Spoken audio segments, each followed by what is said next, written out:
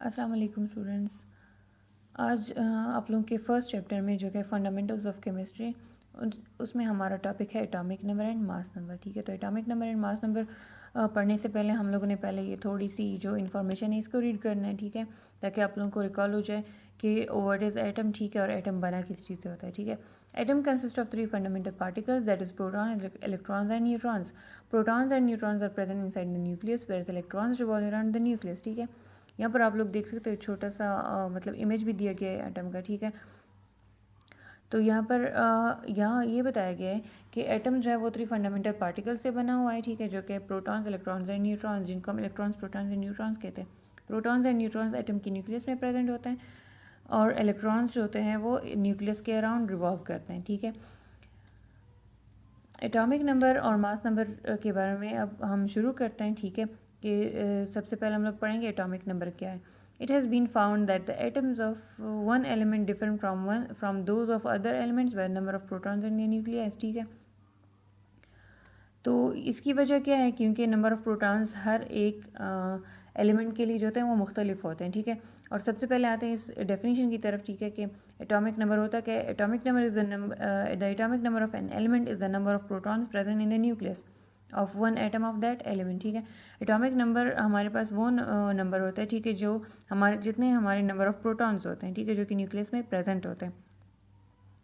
और ये भी हो सकता है, आप लोग देख सकते हैं यहाँ पे कि atomic number is equal to number of protons और number of electrons in an atom. ठीक है, तो ये यहाँ पर हम ये क्यों कह रहे हैं कि नंबर ऑफ इलेक्ट्रॉन्स के इक्वल होता है नंबर एटॉमिक नंबर? वो इस वजह से कि जितने किसी एटम में नंबर ऑफ प्रोटॉन्स होते हैं उतने ही उसके नंबर ऑफ इलेक्ट्रॉन्स होते हैं। ठीक है, और इसी वजह से कि हमारे पास नंबर ऑफ प्रोटॉन्स और नंबर ऑफ इलेक्ट्रॉन्स सेम होते हैं, तो हम कहते हैं कि एटम जो होता है वो इलेक्ट्रिकली न्यूट्रल होता है, क्योंकि पॉजिटिव चार्ज और नेगेटिव चार्ज होता है उनके नंबर सेम होते हैं, इसी वजह से एटम न्यूट्रल होता है।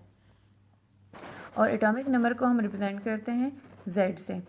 अब हम लोग आते हैं इस पैराग्राफ की तरफ। इसमें हमने कहा कि एलिमेंट्स जो होते हैं वो एक दूसरे से डिफर करते हैं on the basis of number of protons in their nuclei. No two elements have the same number of protons. इस तरह से नहीं हो सकता कि दो एलिमेंट्स होंगे उनके नंबर ऑफ प्रोटॉन्स सेम होंगे। As the atom is electrically neutral, जैसे कि हमने अभी कहा कि एटम इलेक्ट्रिकली न्यूट्रल होता है, so they have the same number of electrons as the number of protons. तो इनके जो नंबर ऑफ इलेक्ट्रॉन्स होते हैं वो सेम होते हैं उनके नंबर ऑफ प्रोटॉन्स के। The number of neutrons in the atom of an element is different and cannot be used to characterize the atom. Number of neutrons हर एक एटम के लिए डिफरेंट होते हैं, तो इस वजह से हम किसी एटम को नंबर ऑफ न्यूट्रॉन्स के बेसिस पर कैरेक्टराइज नहीं कर सकते। Elements are therefore arranged in periodic table on the basis of number of protons in their nucleus. This number of protons is called the atomic number. It is represented by the symbol Z. हमें पता है कि periodic table में 118 elements है। ठीक है, तो हम जब उनको आइडेंटिफाई करते हैं तो उनके एटॉमिक नंबर के बेस पर करते हैं, क्योंकि हर एक एलिमेंट का जो एटॉमिक नंबर होता है वो डिफरेंट होता है। स्टार्ट में हम लोगों ने कहा कि ऐसा बिल्कुल भी नहीं हो सकता कि किसी दो एलिमेंट्स का जो एटॉमिक नंबर है वो सेम हो। ठीक है, तो ये इसका फॉर्मूला, एटॉमिक नंबर हमारे पास इक्वल है नंबर ऑफ़ प्रोटॉन्स और नंबर ऑफ़ इलेक्ट्रॉन्स, और ये डेफिनेशन तो ये आप लोगों ने याद करनी है।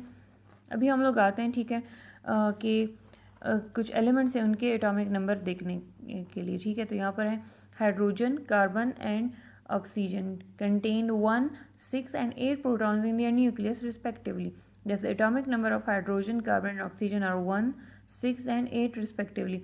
यहाँ आप लोग देख सकते हो कि elements hydrogen, carbon, oxygen, sodium, chlorine ये दिए गए और उनके सामने उनके मतलब एटॉमिक नंबर दिए गए। तो हाइड्रोजन का जो एटॉमिक नंबर है वो है 1, कार्बन का है 6, ऑक्सीजन का है 8 और सोडियम का 11 और इस तरह से क्लोरीन का 17। इसका मतलब है कि जितने इनके नंबर ऑफ़ प्रोटॉन्स हैं वो उतने ही इनके नंबर ऑफ़ इलेक्ट्रॉन्स होंगे। ठीक है, और यही मतलब हम कहते हैं कि एटॉमिक नंबर जो होता है वो इक्वल होता है नंबर ऑफ़ प्रोटॉन्स और number of electrons in an atom. और अब हम आते हैं मास नंबर पढ़ने की।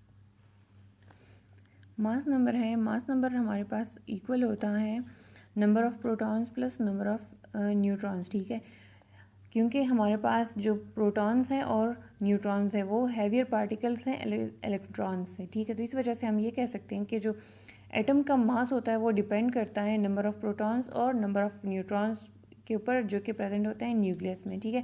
और मास नंबर को हम रिप्रेजेंट करते हैं ए से, ठीक है। और इसके लिए जो फॉर्मूला है वो है mass number is equal to number of protons plus number of neutrons. अगर हमने नंबर ऑफ़ न्यूट्रॉन्स से निकालने हो तो हम क्या करते हैं कि नंबर ऑफ़ न्यूट्रॉन्स को हम इस साइड पे ले आते हैं, ठीक है, और मास नंबर पुट करते हैं और उससे फिर हम नंबर ऑफ़ प्रोटॉन्स माइनस करते हैं तो हमारे पास क्या आ जाएगा, नंबर ऑफ़ न्यूट्रॉन्स। यहाँ पर नीचे एग्जाम्पल्स भी दिए गए हैं तो अभी मैं आपको वो समझाऊंगी, ठीक है। Mass number is also called nucleon number as proton and neutron are relatively heavier particles than electron, so mass of an atom depends upon number of protons and neutrons present in the nucleus. Mass number is represented by A. The mass number of an atom is equal to the sum of the number of protons and neutrons present in the nucleus. तो mass number हमारे पास किसी atom का equal होता है जब हम उसके number of protons और नंबर ऑफ़ न्यूट्रॉन्स का सम लेते हैं जो इसके न्यूक्लियस में प्रेजेंट होते हैं। Hence the number of neutrons can be calculated, तो उससे हम फिर नंबर ऑफ़ न्यूट्रॉन्स भी कैलकुलेट कर सकते हैं। यहाँ पर आप लोग देखो कि अगर हमें एक एलिमेंट दिया गया है उसका सैम्बल, ठीक है, तो उसमें हम किस तरह से मतलब आइडेंटिफाई कर सकते हैं कि मास नंबर कौन सा है और एटॉमिक नंबर कौन सा है। तो ऊपर जो होता है यहाँ पर मास नंबर लिखा होता है और इसके नीचे क्या लिखा होता है, एटॉमिक नंबर, ठीक है। और यहाँ पर एटम का सैम्बल लिखा होता है। तो एग्जांपल है यहाँ पर कि atomic number, mass number and सब एटॉमिक पार्टिकल्स ऑफ कार्बन, ठीक है। तो यहाँ पर कार्बन का एटॉमिक नंबर क्या है, 6 है। तो नंबर ऑफ़ प्रोटॉन्स कितने होंगे, 6 होंगे। नंबर ऑफ़ इलेक्ट्रॉन्स कितने होंगे, 6, क्योंकि हमारे पास एटॉमिक नंबर 6 है। तो इसी वजह से हम कहते हैं कि एटॉमिक नंबर हमारे पास इक्वल होता है नंबर ऑफ़ प्रोटॉन्स और नंबर ऑफ़ इलेक्ट्रॉन्स। अब मास नंबर की तरफ आते हैं। तो मास नंबर जिस तरह से हमने ऊपर यहाँ पे पढ़ा कि mass number is equal to number of proton